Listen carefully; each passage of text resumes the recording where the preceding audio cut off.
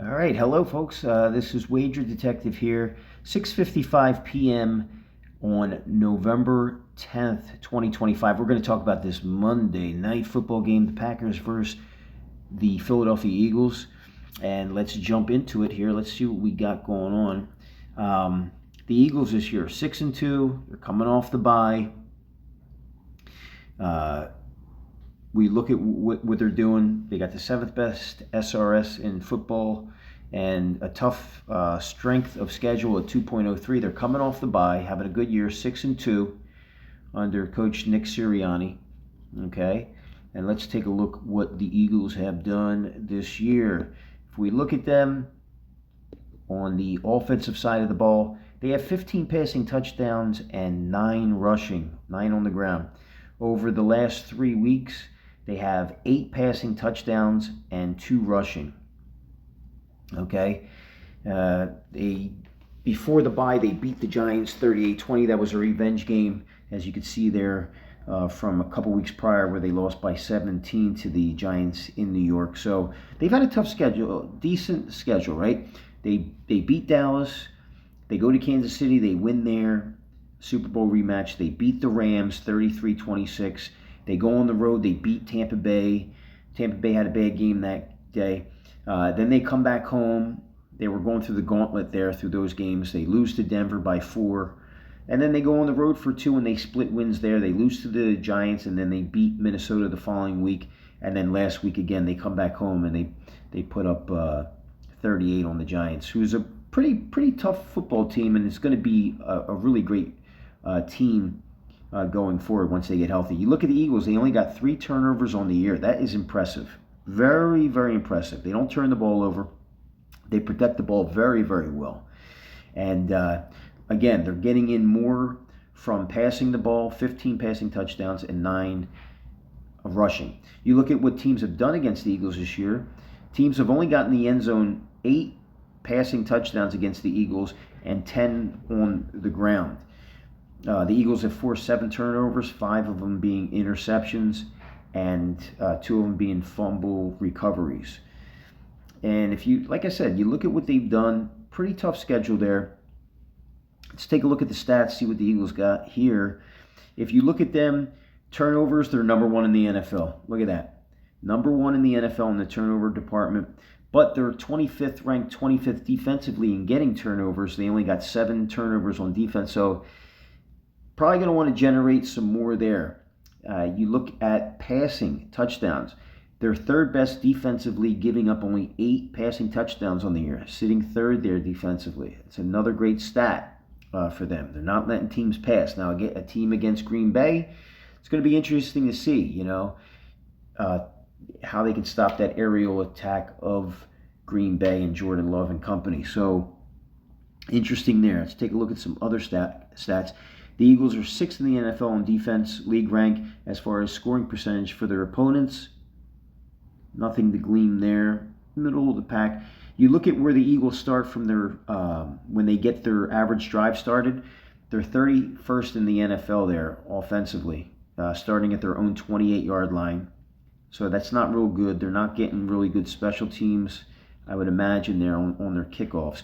Let's take a look at what they are. 3rd down conversions. The Eagles are sitting 30th in the league at converting on 3rd downs, with only 33% of their 3rd downs getting converted.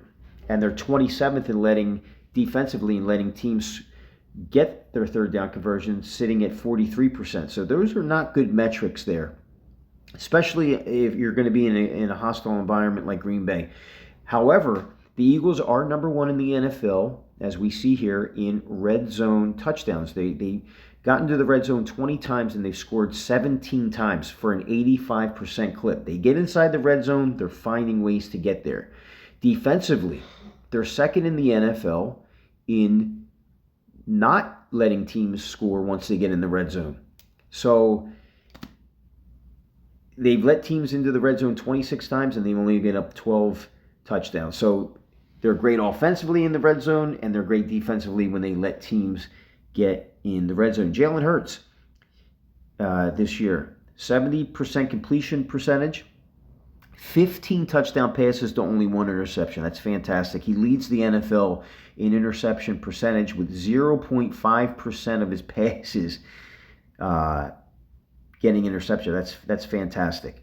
If you look at his quarterback rating, it's a 65.8. He's been sacked 25 times this year. He's not been protected and been kept upright.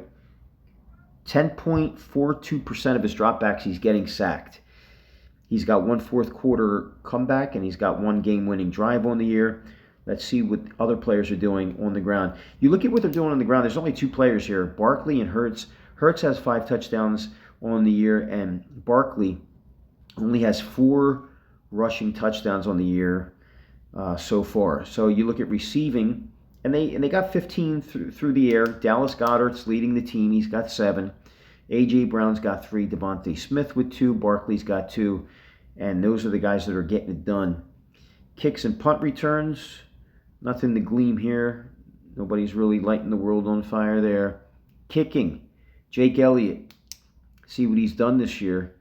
He is 7 for 9 for field goals, 3 for 4 from 50 plus, only making 78% of his field goals this year. He is perfect on the extra points, 25 for 25.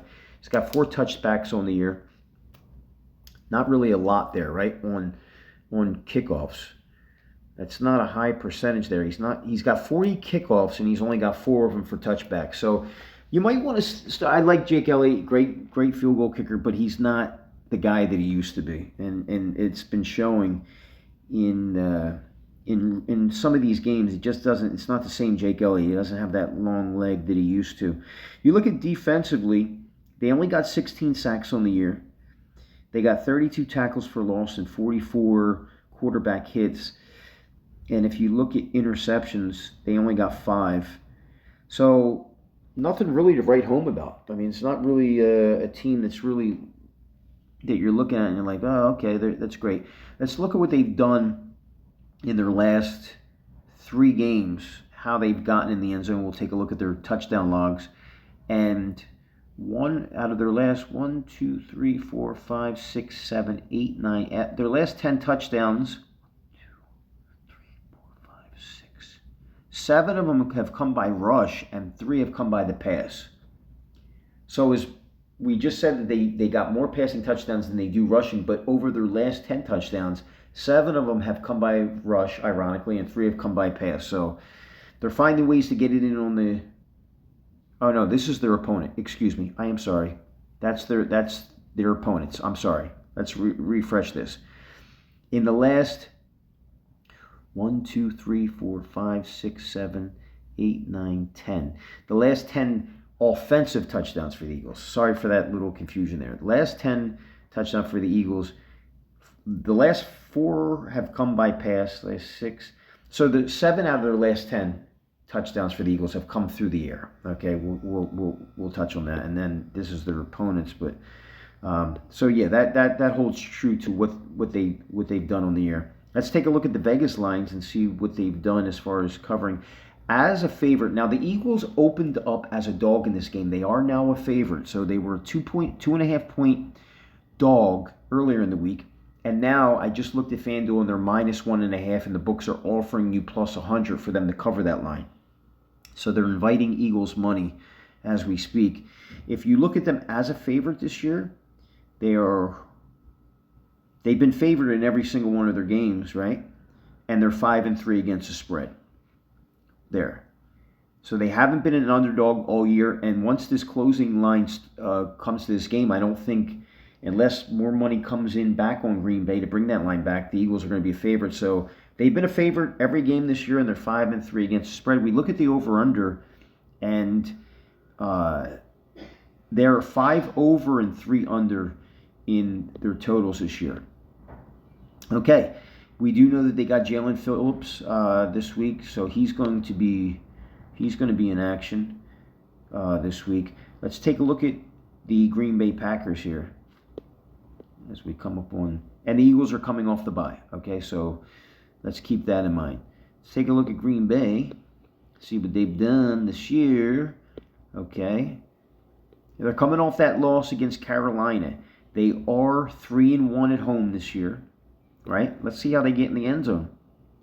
13 touchdown passes, and 10 rushing. So they're more balanced than the Eagles. We know that. They got two less passing touchdowns than the Eagles do, but they got one more rushing touchdown than the Eagles do. So they're more of a balanced attack. They can get in through the air and on the ground, and they're pretty balanced there. They only have 5 turnovers on the year. So both these teams don't turn the ball over. The Eagles only got 3, and the Green Bay's only got 5. 3 of them coming by interception. You look what teams do to them this year. They've given up 12 passing touchdowns and only 5 rushing touchdowns. So both these teams are good at stopping the run, and both teams, when teams score on them, it's primarily through the air. So we look at Green Bay. They've only given up 2 rushing touchdowns in the last 4 weeks, but they've given up 6 passing touchdowns in the last 4 weeks, okay? And we look at their strength of schedule. They're 14th in the NFL in their SRS, and look at that. Strength of schedule is nothing compared to what the Eagles are. The Eagles have played tougher competition by far. Green Bay coming off the loss last week to Carolina, not a really great game. We look at Jordan Love. He's only been sacked 11 times. Now you look at Jalen Hurts. As we said, he's been sacked 25 times this year. Green Bay's offensive line obviously better by double the amount, more than double the sacks for Jalen Hurts compared to Jordan Love. So something to keep in mind with this game. Okay. Let me see here. Okay, so if we look at their statistics, let's see what some of the metrics are for them where they stand out. Defensively, 5th ranked against total yards over the season. Great in not letting up yardage. They are 4th in offensively not turning the ball over. So we said the Eagles were number 1, they're number 4. They only have 5 turnovers on the year, so neither one of these teams turn the ball over. And where else do they stand out? Rushing yards, defensively. They're 2nd in the NFL in rushing yards defensively.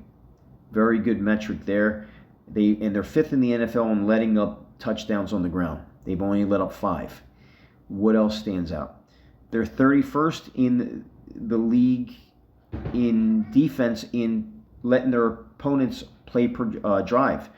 They're giving up 6.8 plays per drive. So that means that teams are getting first downs. They're moving the chain against them when they get the ball.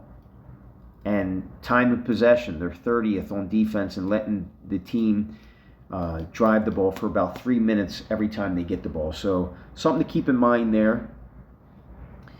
And if we look at their offense, they're number 1 in the NFL in 3rd down conversions. We just said the Eagles are like almost dead last in 3rd down conversions. Green Bay moves the chains. They're number 1 in the NFL in 3rd down conversions. And if you look at red zone, they're 12th. They got in the red zone 35 times and scored 22 touchdowns for 12th best in the NFL. When teams get in the red zone, right? The Packers defense is 22nd in the NFL. Teams have gotten in 14 out of 22 times. So that could be a problem, as we've seen, because the Eagles, they're getting in, once they get in the red zone, they're getting in at an 85% clip for number 1 in the NFL. So that's something to keep an eye on this year. Jordan Love this year, 13 touchdowns, 3 interceptions. Having a pretty good year. He's only been sacked 11 times, so they're giving him protection. And look at this, a great stat to keep an eye on.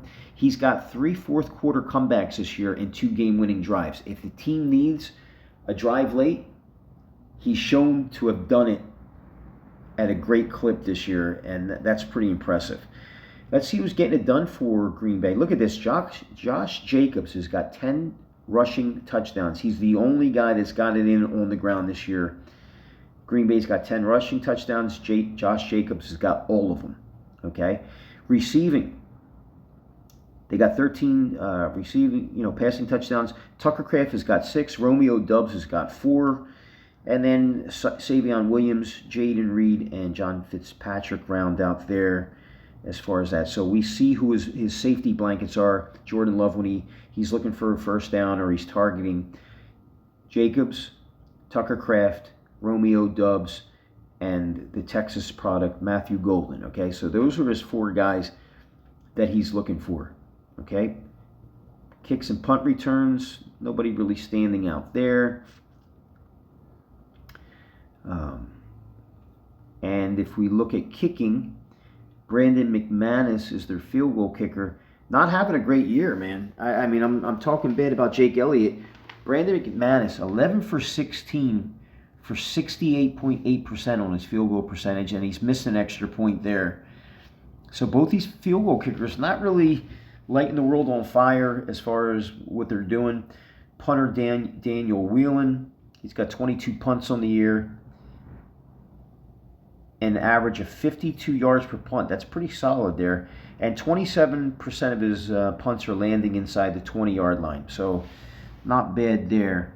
Defensively for the Packers, they have 22 sacks this year. They're doing better than the Eagles.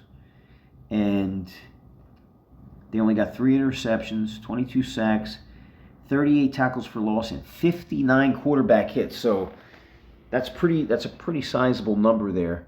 Let's take a look at their touchdown game logs and what they've done. 1, 2, 3, 4, 5, 6, 7, 8, 9, 10. Over their last 10 touchdowns, they have 2, 3, 4 have come by rush, and 6 have come by pass. So again, they're slightly more balanced than what the Eagles are as far as getting in the end zone. They mix it up a little bit better than what the Eagles have done in their last 10 touchdowns. Eagles have set 7 pass, 3 rush. And so from what we're looking at, Green Bay's got the better run game. They protect the quarterback better than what the Eagles do. Both teams don't turn the ball over all that much. The Eagles have a great red zone offense. Packers middle of the pack, as far as stopping teams inside the red zone. And Green Bay is number 1 in the NFL in third down conversions. The Eagles are almost near last. If I'm looking at this game and the line is flipped to the Eagles being a favorite from a 2.5, that's a 3-point line move. I don't like that. I can't chase steam like that, and it works out in my favor more times than not. I just want to touch on some other stats here. The Eagles, their last 15 home games, they're 8-7 with a point differential of plus 36, whereas the Packers are 10-5 in their last 15 home games, plus 113 on the plus minus differential. If I'm looking at this game, I know the Eagles are coming off a bye. I'm going with Green Bay. Green Bay is going to be my call tonight, and that's where I'm going to leave it at. That's going to be my call, my strongest lean there. As far as an over/under, the Packers' last 15 home games, average score 42 points a game. Packers' last 9 games at home, 41.3 average. Packers' last 5 games at home, 41 points per game. They set the total at 44.5. So over 15, 9, and 5, all the numbers for the Packers are all under that total. When in Rome, as the saying goes, I'm going to go with that. Packers is going to be Wager Detective's call here on the money line to beat the Philadelphia Eagles, and I like the game to go under 44. So there it is. Wager Detective wrapping this one up under 20 minutes, keeping it short and sweet for you. It's 7:15 p.m. here in Atlantic City. And that's the call for Wager Detective. Wager Detective is going to go with Green Bay Packers money line in under 44.5. Hope to see you guys in the winner's circle. I'll talk to you soon.